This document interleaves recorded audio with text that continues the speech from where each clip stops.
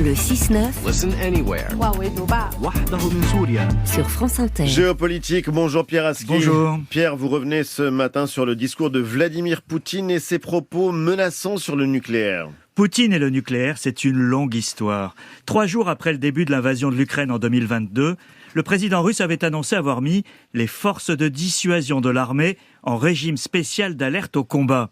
C'était il y a 2 ans et la menace avait été suffisamment prise au sérieux pour que la France décide, exceptionnellement, de mettre à l'eau tous ces sous-marins lanceurs d'engins, les fameux SNLE, dotés d'ogives nucléaires. Ça n'avait pas été annoncé à l'époque et on ne l'a appris que récemment. Depuis, la menace nucléaire revient régulièrement dans la bouche des dirigeants russes. Les émissions de propagande à Moscou calculent le temps qu'il faudra à un missile nucléaire pour atteindre Londres ou Paris.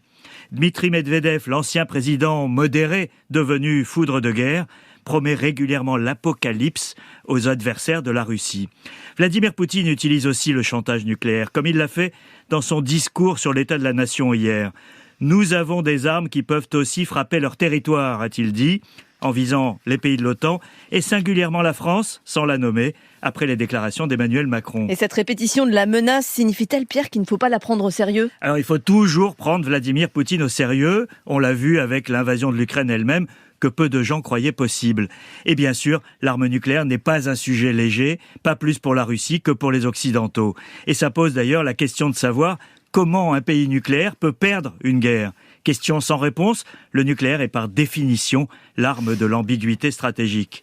Néanmoins, depuis cette première alerte de février 2022, l'engagement occidental aux côtés de l'Ukraine n'a fait que croître et toutes les lignes rouges du Kremlin ont été franchies. À chaque étape dans les types d'armements fournis, défense aérienne, chars, avions, missiles longue portée, il y a eu des hésitations dans les capitales occidentales de peur d'aller trop loin. Et les tabous sont tombés, les uns après les autres. Est-ce la même chose aujourd'hui ? Alors c'est à la fois la répétition de ce qu'on a déjà connu et quelque chose de différent. Envoyer du personnel militaire au sol, comme ne l'a pas exclu Emmanuel Macron, c'est évidemment d'une autre nature que l'envoi d'équipements, même s'il ne s'agit pas de forces combattantes, ce que le président avait oublié de dire lundi. La réalité est que vraisemblablement, il y a déjà des personnels occidentaux en Ukraine, mais pas officiellement. Le signal donné par leur officialisation serait de montrer à la Russie que l'Europe ne laissera pas tomber l'Ukraine, malgré la période difficile et le risque de retournement américain.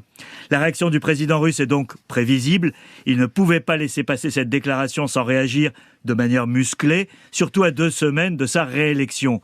Il sait qu'en Russie comme en Occident, agiter la menace nucléaire génère l'effroi de la destruction du monde.